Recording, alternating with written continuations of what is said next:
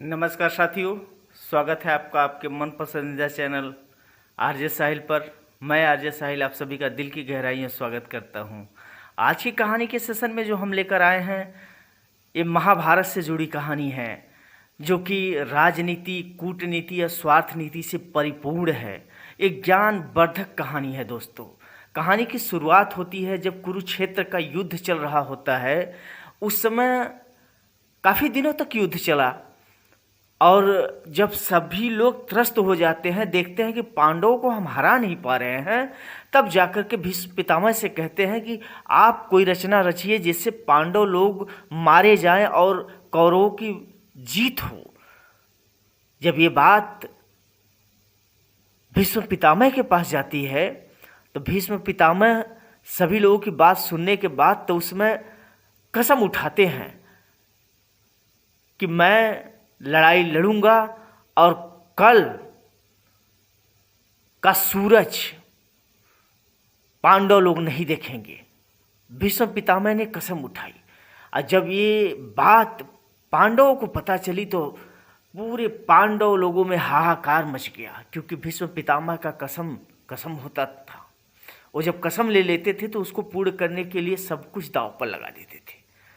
और जब यह बात पांडवों को पता चली तो युधिष्ठिर, कौरव, अर्जुन, भीम, नकुल, सहदेव सब में हाहाकार मच गया कि आखिर क्या हो।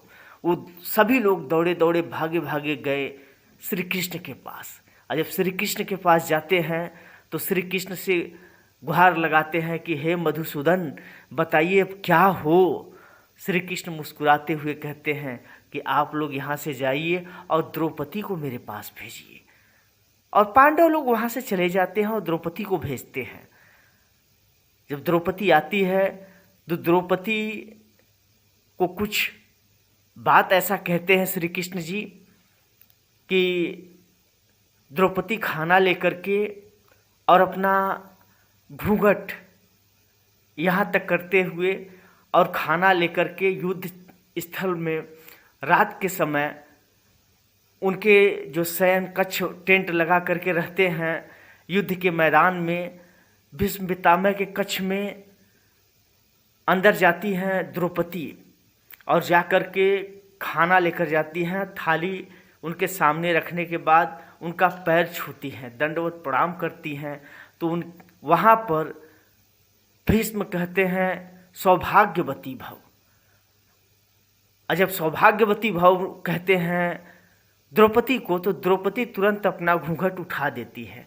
जब घूंघट उठा देती है तो भीष्म पितामह के मुख से निकला सौभाग्यवती भव तुरंत उनके दिमाग पर टच करता है और कहते हैं अरे ये मैंने क्या कह दिया।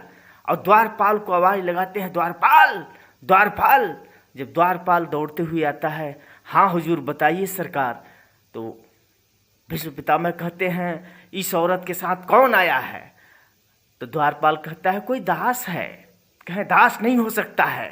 वो दौड़ते हुए जाते हैं, जब बाहर देखते हैं तो श्री कृष्ण दास रूप में खड़े थे। और जब देखते हैं भीष्म पितामह तो तुरंत हाथ जोड़ते हैं, कहते हैं मधुसूदन मैं जानता था कि इतनी बड़ी रचना आप ही रच सकते हैं। तो कहते हैं कि बताइए अब मैं क्या करूं। तो श्री कृष्ण बड़ा मार्मिक जवाब देते हैं, कहते हैं आप ही ने कसम खाई मारने के लिए और आप ही ने द्रौपदी को सौभाग्यवती का वरदान दिया। अब आप बताइए कि आप अपना कौन सा वचन तोड़ेंगे। जब ये बात भीष्म पितामह के दिमाग में घुसती है तो कहते हैं कि अब मैं खुद बताऊंगा कि क्या करना है। तब श्री कृष्ण कहते हैं अब आप बताइए कि आपकी मृत्यु कैसे हो। क्योंकि महाभारत के एक संस्करण में यह भी लिखा है कि भीष्म पितामह को इच्छा मृत्यु का वरदान प्राप्त था। जब अपनी मृत्यु की बात श्री कृष्ण को बताते हैं कि इस तरह से मैं अर्जुन के हाथों मरूंगा, कहानी बड़ी लंबी हो जाती है। शिखंडी को सामने करके श्री कृष्ण और अर्जुन उसके पीछे खड़े होकर वार करते हैं, तब जाकर के किसी तरह से वध होता है भीष्म पितामह का। तो कहानी का इतना ही सारांश है दोस्तों। कभी कभी हमें राजनीति, कूटनीति, स्वार्थ नीति, इन तीनों नीतियों का भी कहीं कहीं उपयोग कर लेना चाहिए अगर ज़रूरत पड़ी तो।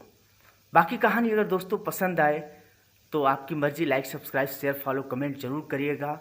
और इस तरह की कहानी अगर आपको पसंद है तो कमेंट में ज़रूर बताइएगा। हम आपको महाभारत से जुड़ी, भगवत गीता से जुड़ी और अच्छी से अच्छी कहानियाँ आपको लाते रहेंगे। तब तक के लिए आप सभी दोस्तों को प्यार भरा नमस्कार।